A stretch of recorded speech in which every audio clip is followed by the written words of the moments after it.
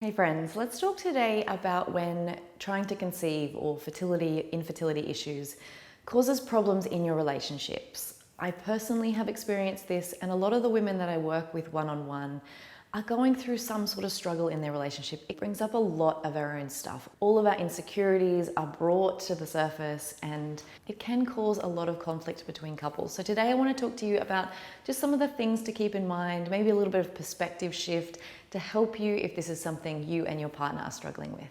So before I get into that, I just want to introduce myself. If you're new around here, my name is Bettina. I'm a yoga teacher and I specialize in yoga for fertility, pregnancy, birth, and early motherhood.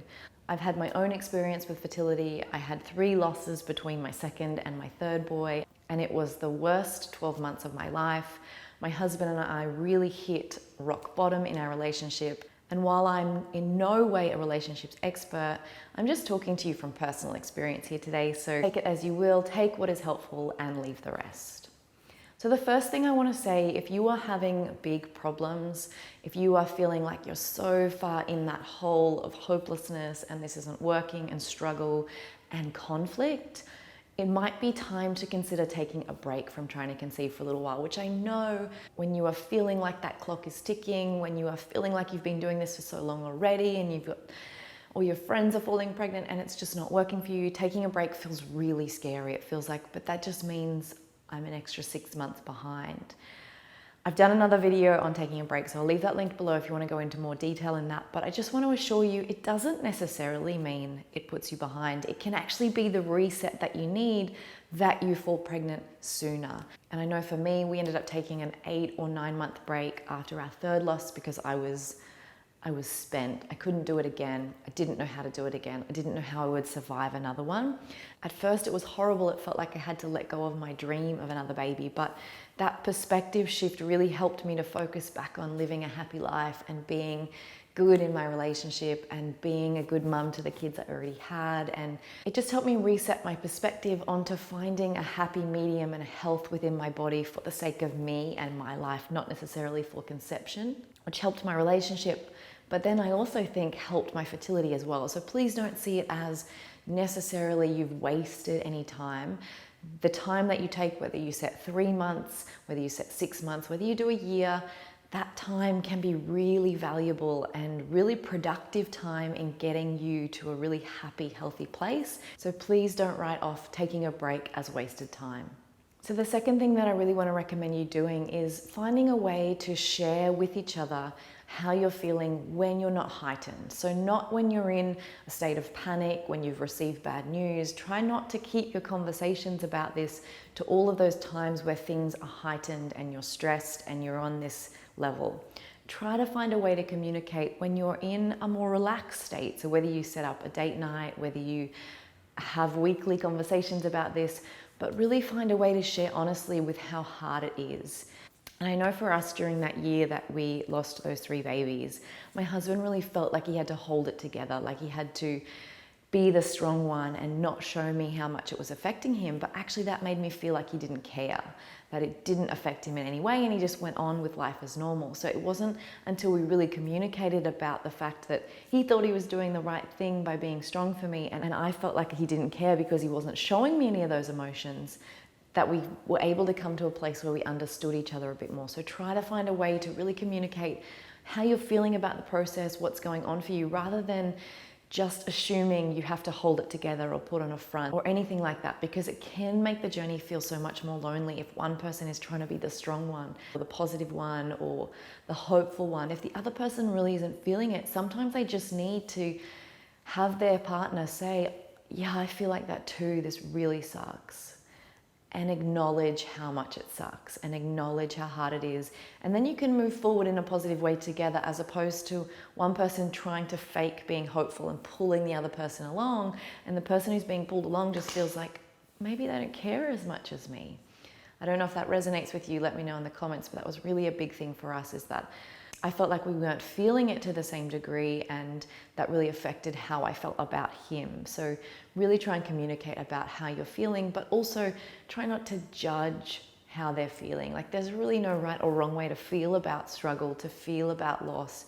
And I think if we can have some grace and just allow the other person's experience to be what it needs to be, maybe you need to reach out and find some other women who are going through this if you find you can't relate to your partner on that level, because sometimes it is a different experience for the woman, or if you're in a same-sex relationship, it is a different experience for the woman who is trying to conceive within her body. I know it might sound a little bit unfair if you're that other partner, but when it's your body, I believe it does feel different for you. There is a whole other level of preparing and all of that sort of stuff. So I think find someone else maybe who you can share some of those feelings with if you can't get them from your partner. Maybe take the pressure off your relationship and your partner trying to understand all aspects of it, get to a level of understanding where you can, but then have other relationships where you can get that need met yourself. Another thing that I think is really important is you really need to keep your focus on your relationship itself rather than on your effort to build a family, which gets intertwined, I think, because when we fall in love and then we want to create a family and that desire for a baby comes from that love for our partner, but then it feels like our relationship is about creating the family. And when that doesn't go well, it can feel like the relationship is not going well, which can be the truth, but might just be because we haven't put our energy and our focus on making sure that the relationship is well. So I honestly think it's so important to keep your focus on that relationship and keep planning for that relationship. So keep planning those holidays together, keep planning those date nights. I know often I would feel like, oh, I don't want to go out for a date night because then I will have to have that conversation in my head about, am I going to drink, am I not going to drink? Or I didn't want to plan the holiday because what if I was pregnant by then and I didn't want to be going away? But try not to put life on hold or the relationship on hold because of the baby.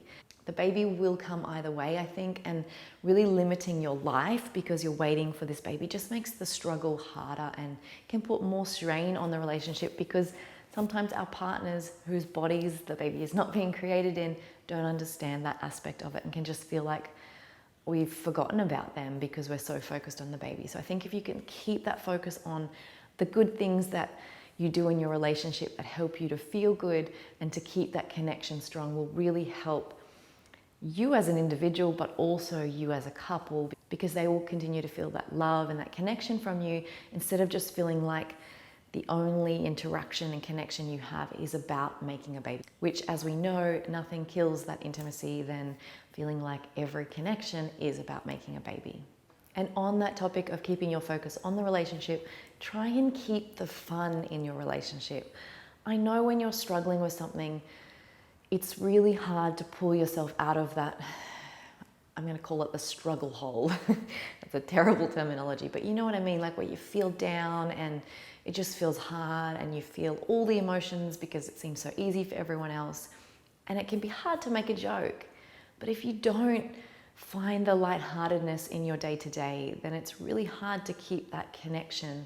And I think it's human nature to find that connection with someone elsewhere. So you might find it elsewhere with maybe a friend who is able to keep the lightheartedness, and your partner might be able to do that as well. And then you start losing that connection between the two of you. But if you can make a conscious effort to even just, doesn't have to be jokes about the struggle, but just jokes about your day-to-day. Watch a funny show together. Keep some lightheartedness in your day-to-day to keep it fun.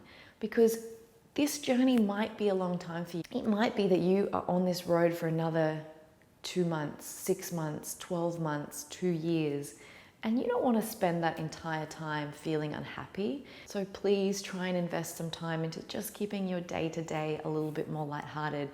For me, I found having almost compartmentalized time a little bit for when I would deal with the emotions of it and deal with the negativity of it. So it would be a morning practice for me. I would journal and do my yoga and my meditation, and it would be like I'd addressed the heaviness and then I could be a little bit lighter for the rest of the day. So maybe find a way to deal with it in your own way so that you can approach the rest of your day-to-day life without feeling like you're not addressing the seriousness of it. You're not saying to your partner, but how can you feel so lighthearted when this shit is happening?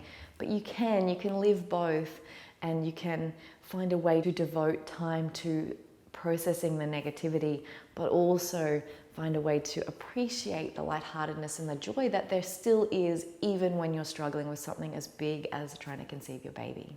So I really hope that these tips helped you. I have written more about dealing with relationship issues on my website and also in my book, which is about healing from loss. I'll leave all those things linked below if you want to go and check out more. If you have any specific questions, please leave them in the comments below. As always, thank you so much for being here, and namaste.